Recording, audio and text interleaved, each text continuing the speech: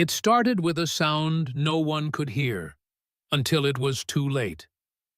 1 second, the village of Aspen Creek was wrapped in post-holiday quiet. Kids were sipping hot cocoa, couples walking hand in hand seen beneath strings of leftover Christmas lights. The next second, the earth groaned, and a roaring wall of white came crashing down like a fist from the sky. The avalanche hit with such brutality, it didn't feel real. Snow swallowed cabins, trees snapped like pencils, cars were tossed like toys, and in a terrifying instant, the town went silent, buried, crushed under ice and dread. But someone else had heard it, long before the humans did. Something deep inside Kodiak, a retired K9 with a scarred nose and a restless soul, had stirred. As others ran from the disaster, he lunged toward it, pulling at his leash with the force of a freight train. He was looking for something, someone.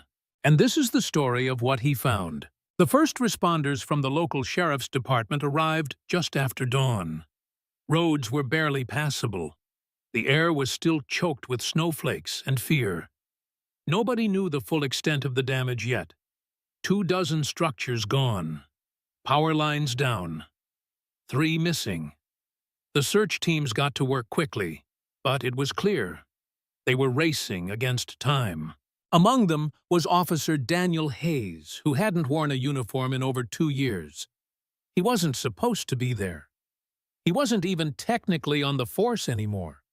But when the emergency alert flashed on his phone and he saw where it was headed, Aspen Creek, just 40 minutes from his off-grid cabin, he didn't think twice.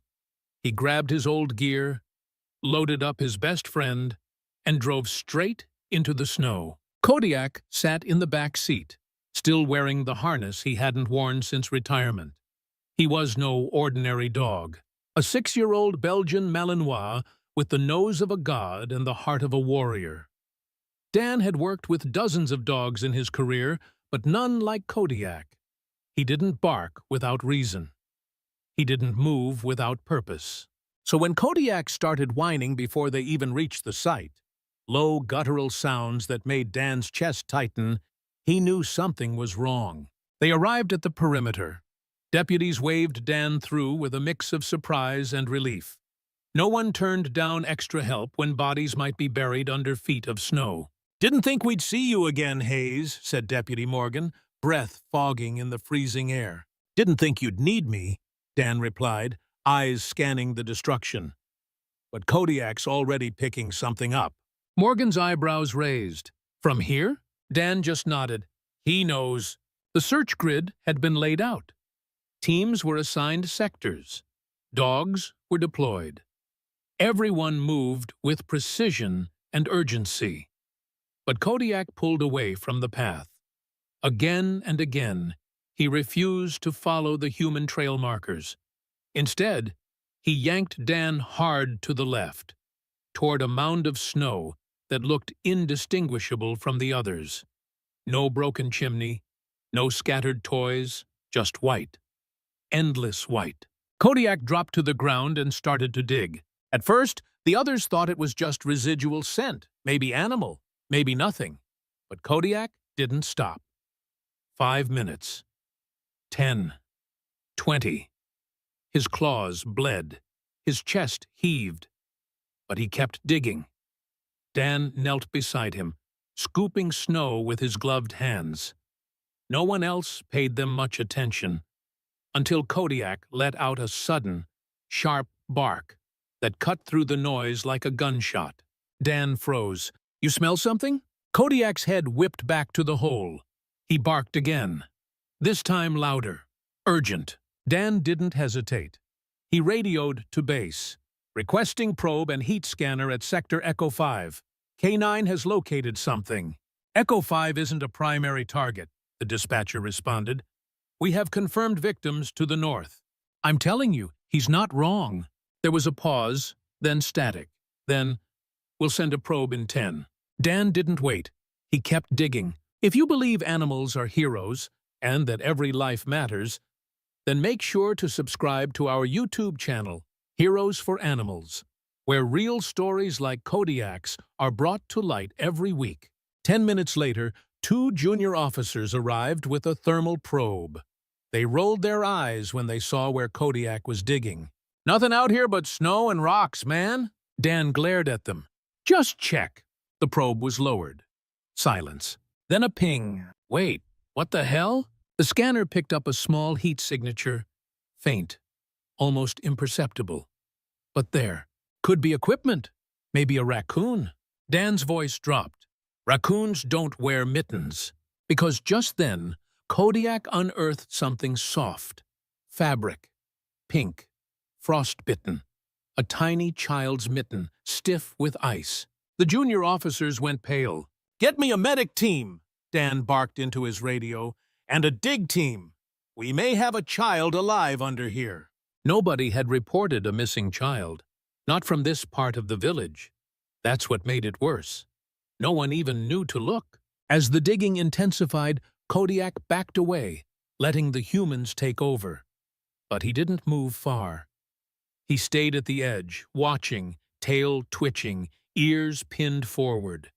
Every once in a while, he let out a low growl, like he was warning the mountain itself. "You won't take her." At the 2-hour mark, the rescue crew reached something solid. A lump, small, wrapped in pink, covered in snow and frozen debris. They cleared the ice. It was a little girl. She wasn't breathing. The medic rushed in, cracking open the airways, wrapping her in foil blankets, beginning CPR. For a moment, there was only silence, broken by the soft, thudding rhythm of compressions, and Dan whispering, "Come on, baby girl, come on." Then a gasp. Her chest moved. She was alive. Dan staggered back, snow crusted to his jacket, eyes wide in disbelief. Kodiak pushed his muzzle gently into Dan's hand and licked the blood there, from digging. "That's our miracle," Dan whispered. But what no one knew, not yet, was why Kodiak had fixated on that spot, or why Dan had driven through a storm with a dog he hadn't worked with in years. That part of the story would break hearts. The snow hadn't stopped falling. Even after the little girl, miraculously alive, was airlifted out by chopper, flakes continued to drift down like ash from a burned-out sky. The town of Aspen Creek had suffered a blow it wouldn't recover from easily. Homes flattened, lives upended. But in that frozen wreckage, something had shifted. A girl had been found. A child no one had reported missing. And it was all because of a dog no one had trusted. Back at the mobile command tent, Officer Dan Hayes was wrapping a thermal blanket around Kodiak's body. The dog's paws were raw, bleeding where the pads had cracked during his relentless digging. A medic had offered to sedate him earlier. Dan had refused. "Let him stay awake," Dan said quietly. "He earned that."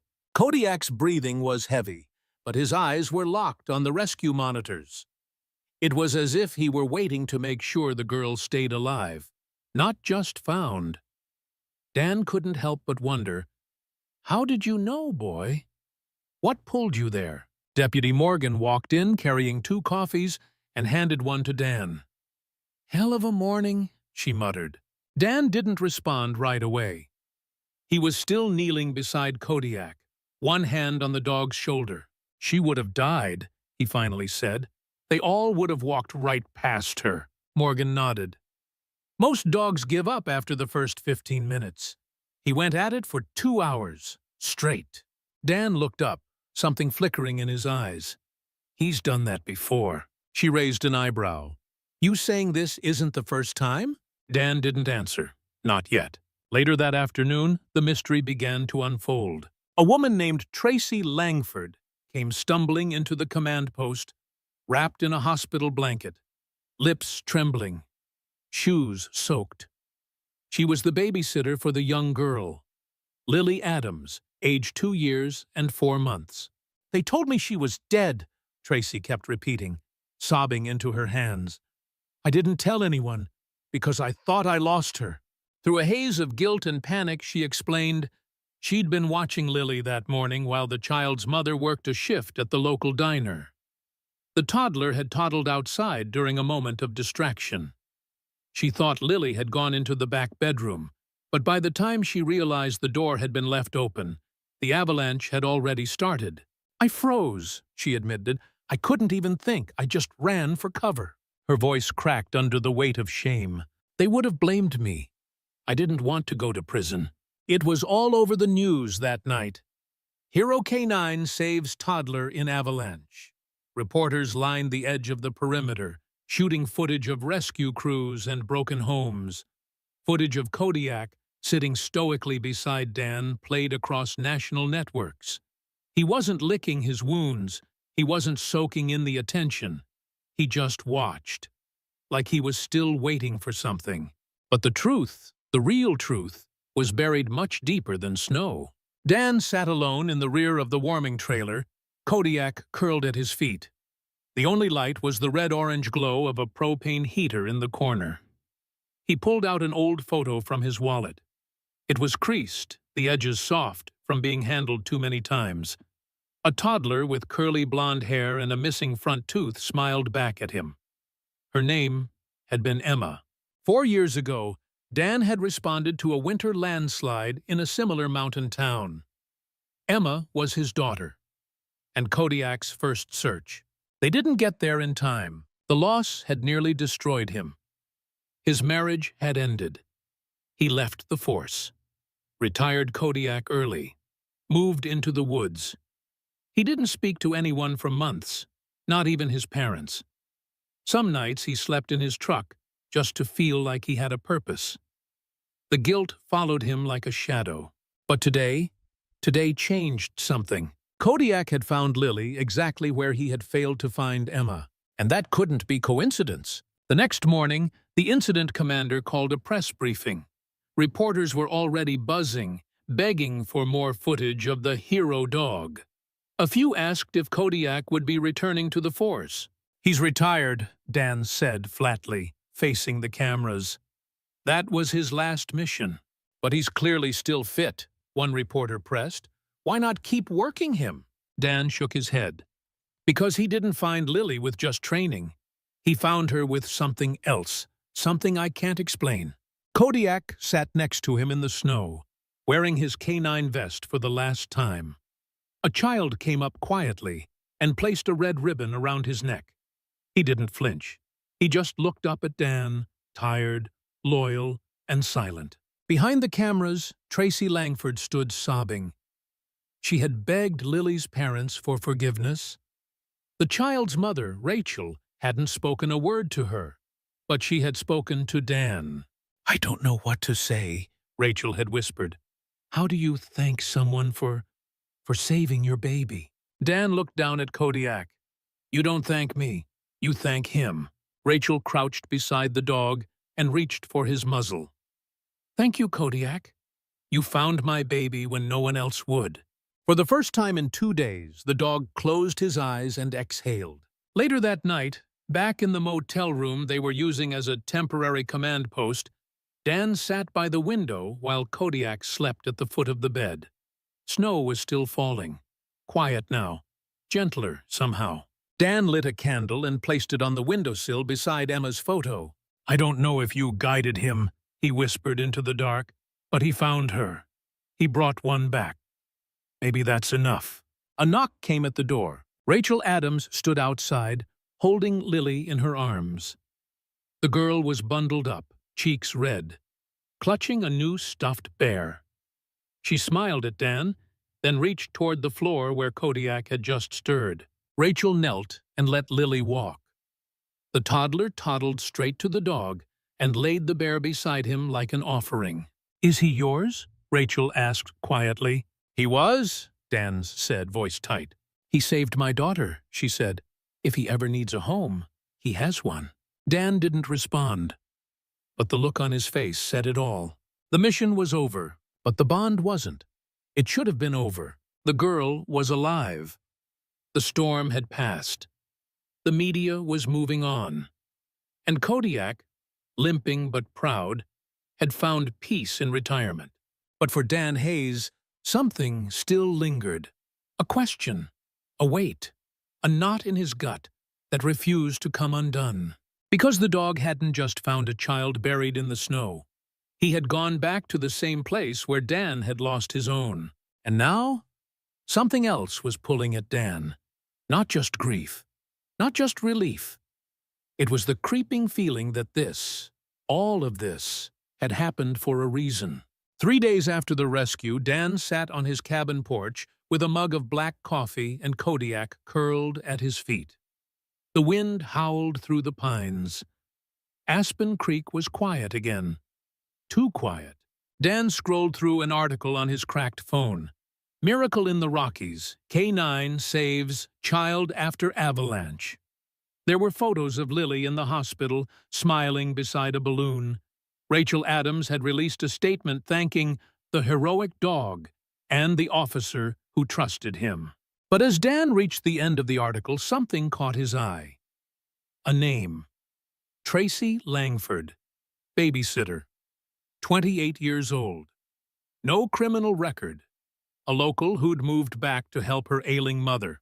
Except Dan had a strange sense of déjà vu. He opened his old department email, searched her name, and there it was, a report from 4 years earlier.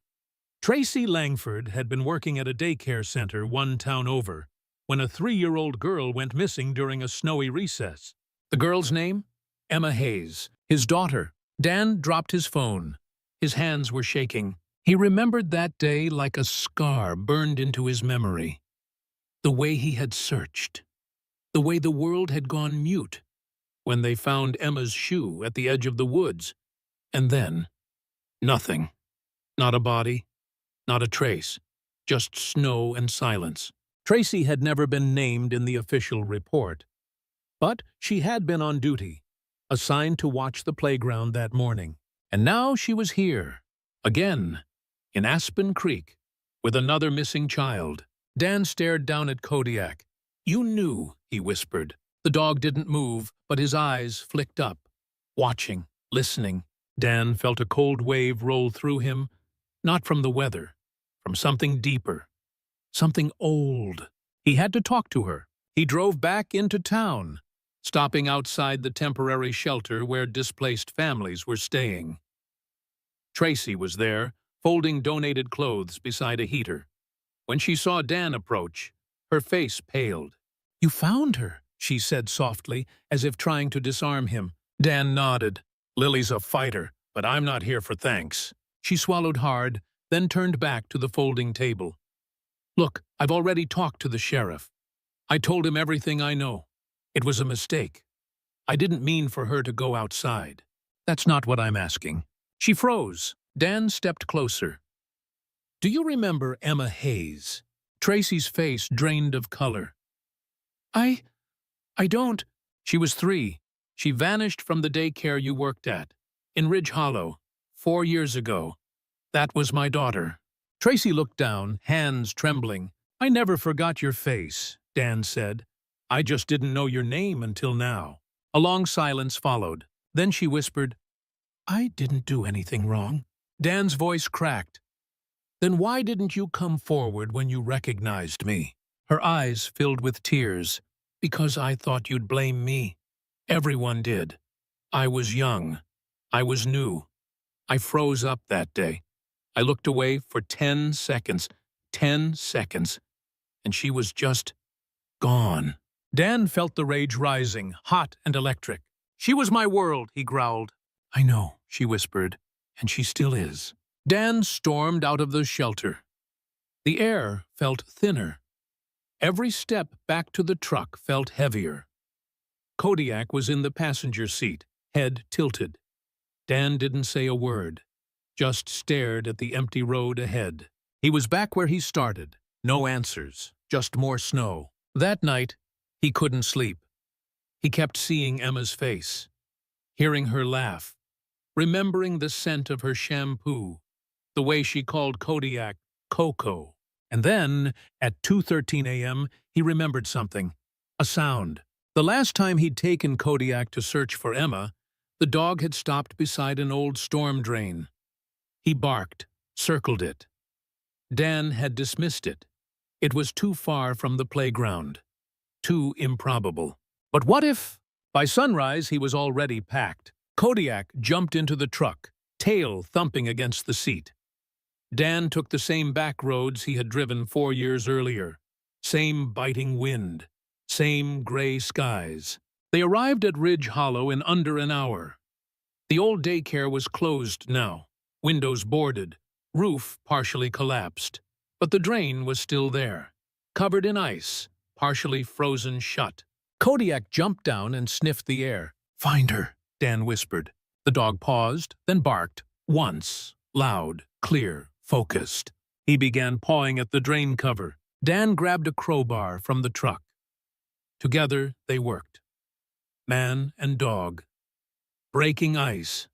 Tearing rusted bolts. At last, the cover came loose with a scream of metal. The opening led into a narrow concrete tunnel, no more than 3 feet wide. Dan climbed down first, Kodiak following behind.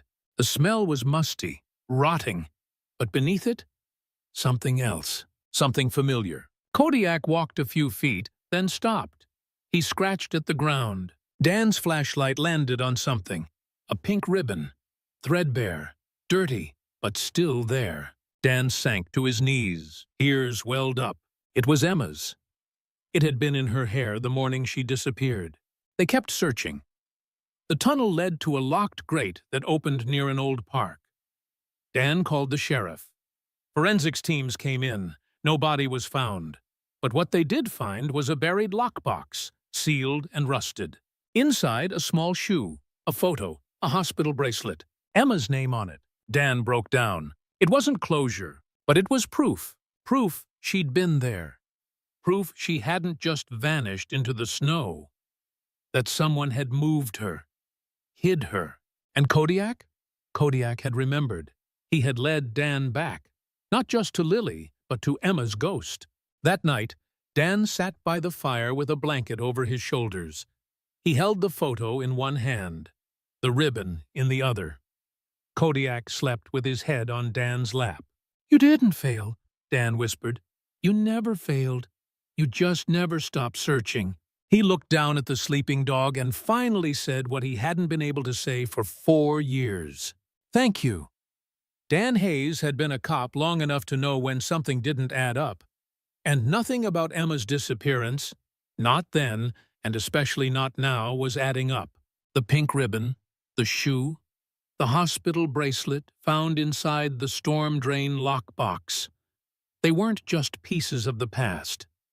They were breadcrumbs, deliberately left, preserved, almost like a message someone had been too afraid or too guilty to send.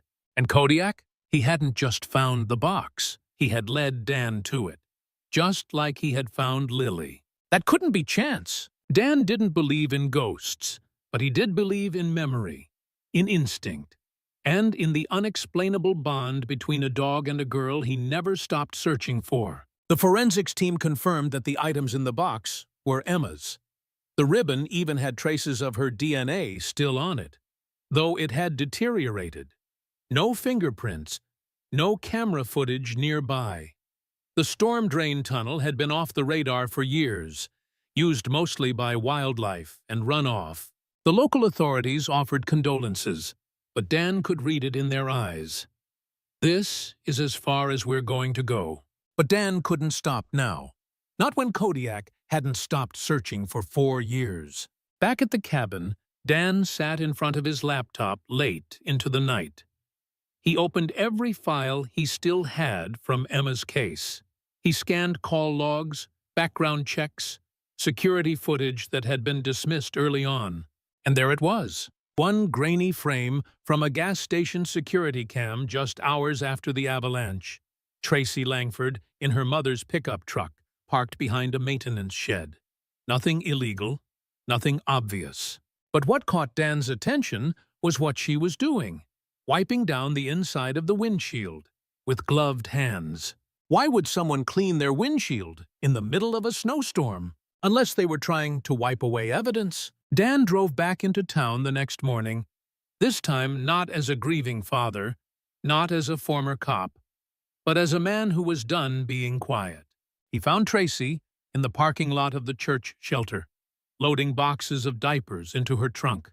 "I need to ask you something," Dan said, stepping in front of her car. She stiffened. "I already told you everything." "Did you really?" he said. "Because I looked into you. Ridge Hollow wasn't the only town where something went missing around you." Tracy's expression shifted. Not shocked, not innocent, just tired. Dan pressed on. "I know you didn't hurt Emma. I can feel it. But I think you know who did." Silence. Then finally, Tracy leaned back against the car, arms crossed. "I was 18, she whispered. "Barely old enough to vote. I needed a job. My uncle ran the daycare. He hired me without paperwork. Said it would just be for the holidays." Dan blinked. "Your uncle?" "Tommy Langford." Dan's blood ran cold. Tommy Langford had been interviewed in the original investigation. He'd told the police Emma had wandered off while they were transitioning kids from the playground to the lunchroom. He was cooperative, friendly, even offered his own theories. But Dan had always had a gut feeling about him, and now Tracy was confirming it. "He told me never to speak of that day again," she said, her voice trembling. "Said if I told anyone what I saw, I'd end up just like her." Dan's fists clenched. "What did you see, Tracy?" She looked around, eyes wet. Then she whispered, "He took her." The words hung in the air like thunder. "He said she slipped in the snow, said it was an accident, that she hit her head and didn't wake up," Tracy continued. "But I think he panicked. I think he hid her before anyone noticed she was gone. I was in the next room. I heard him open the back exit. I heard the storm drain cover scrape." Dan felt like the air had been knocked out of him. "All this time," he said, "you carried that?" "I thought about coming forward 1,000 times. But he was family, and I was scared. I still am." Dan nodded slowly. "Where is he now?" Tracy hesitated. "He moved out to Idaho, runs a storage facility, changed his last name. I haven't spoken to him in years." Dan turned and walked back to his truck, heart pounding, blood boiling. He had a name, he had a location, and this time he had Kodiak. They drove through the night. 12 hours of snow-covered highway, gas station coffee, and silence. As dawn broke over the flat plains of Idaho, they pulled into a dusty parking lot behind a row of self-storage units. A sagging sign read, "Canyon Lock and Load." Dan's breath steamed in the air as he stepped out. Kodiak at his side, tail stiff, body tense. It wasn't a police operation. There were no warrants. This was personal. The manager on duty, a kid no older than 20, barely looked up from his phone. "Looking for Tommy Langford," Dan said, "or whatever name he's using now." The kid pointed toward a red unit at the end of the row. "That's his. He lives in the one behind it.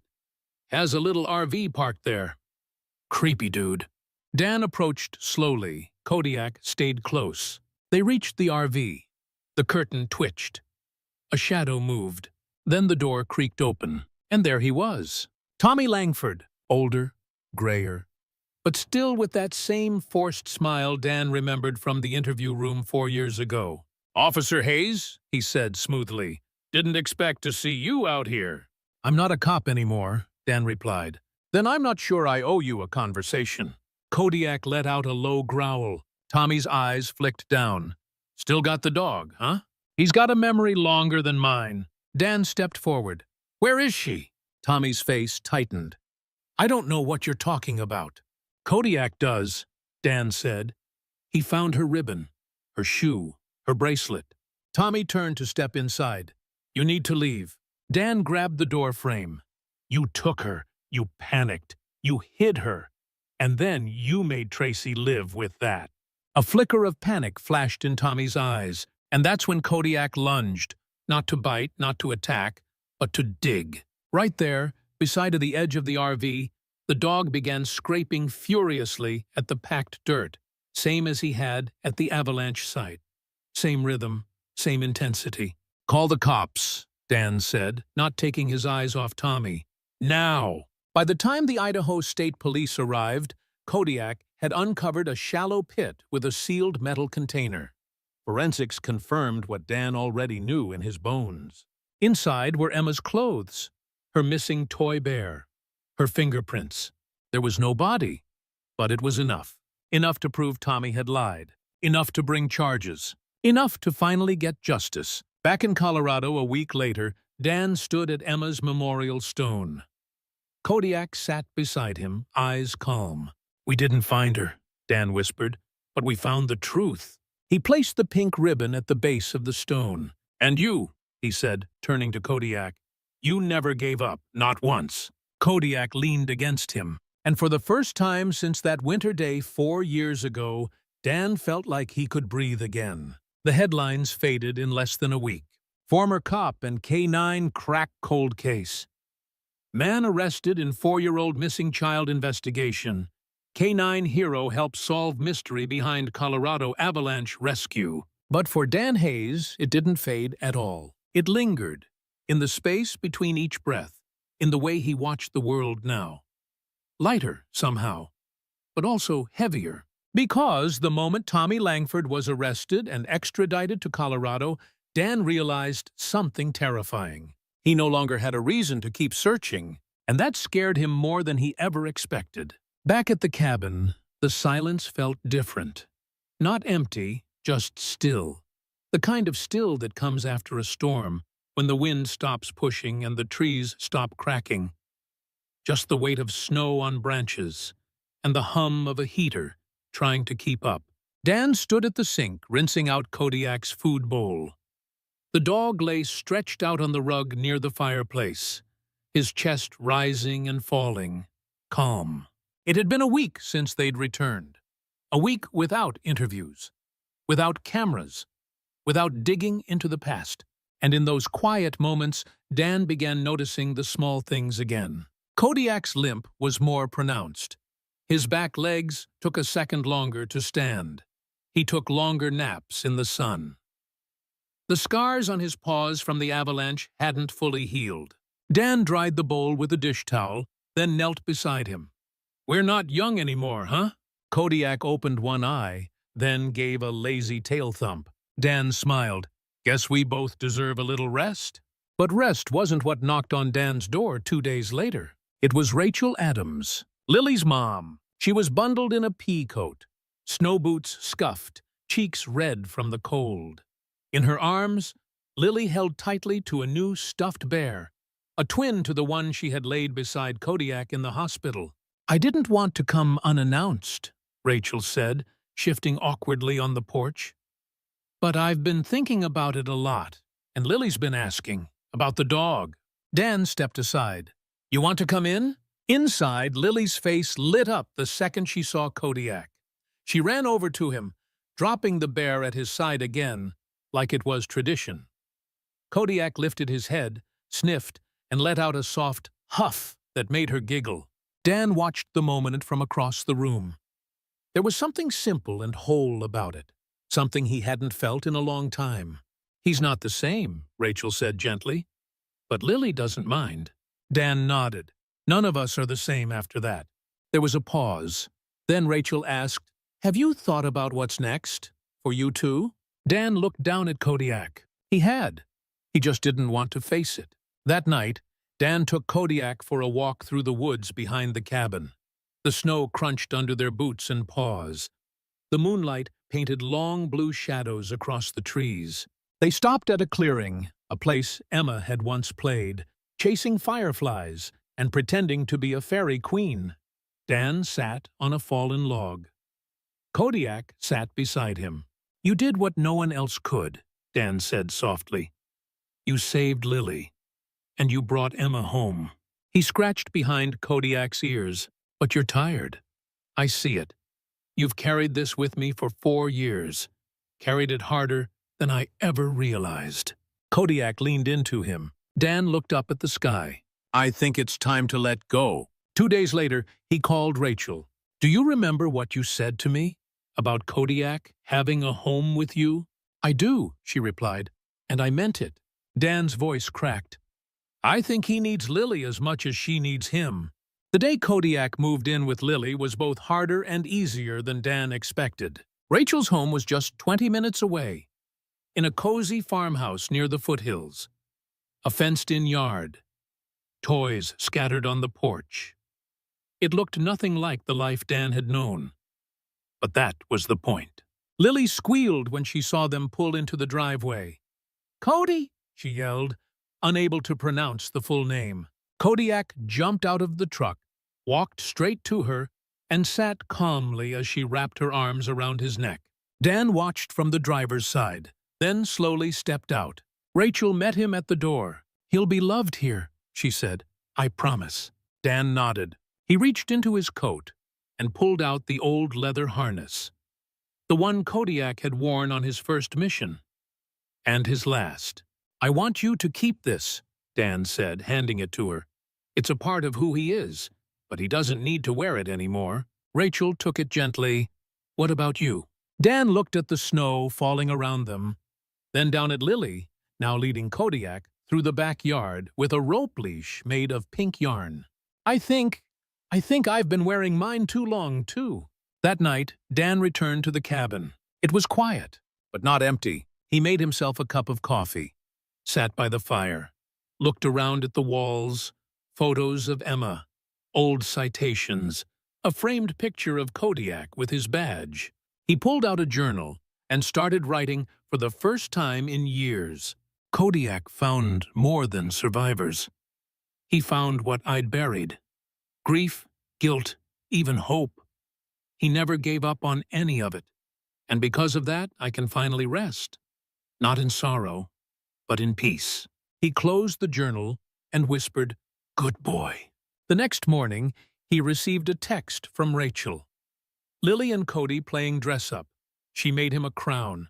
Kodiak asleep on her bed, one paw on her stuffed bear. Dan smiled. He didn't respond right away. He just sat back in his chair, listening to the wind whistle through the trees. For the first time in years, he wasn't waiting for a call. He wasn't chasing ghosts. He was just home. Spring came late to the mountains that year. It snuck in slowly, melted snow pooling along forest trails, tree buds pushing up stubbornly against the cold. It was the kind of spring that doesn't burst through the door, but rather slips in quietly and rearranges the furniture of winter.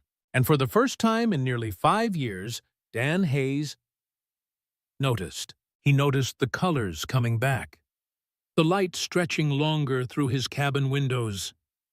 He noticed the birds again, the way the pines breathed when the wind ran through them.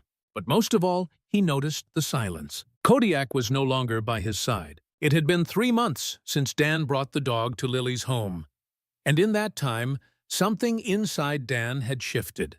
Not gone, not fixed, but softened. There were still moments he reached down for a dog who wasn't there.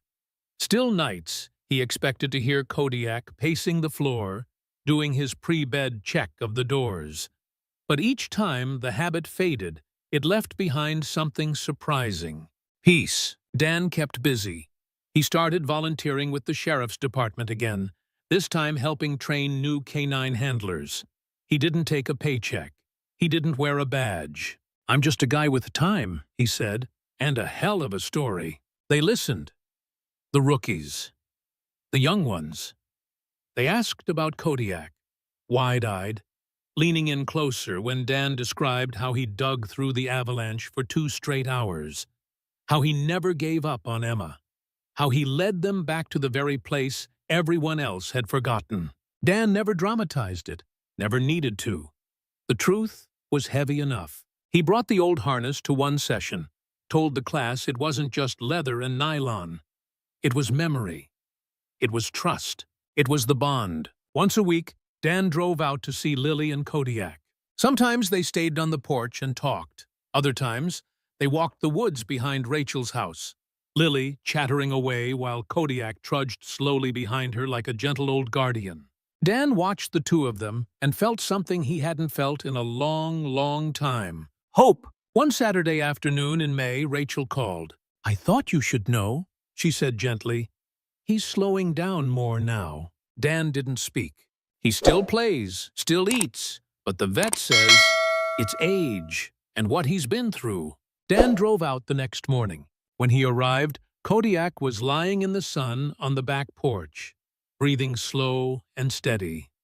Lily was sitting next to him, reading him a book, holding it up like he could see the pictures. Dan didn't interrupt. He just sat beside them and listened. When Lily got up to play, Dan reached down and scratched Kodiak's ears. "Hey, partner," he whispered. "Long time." Kodiak opened his eyes briefly, then let them close again.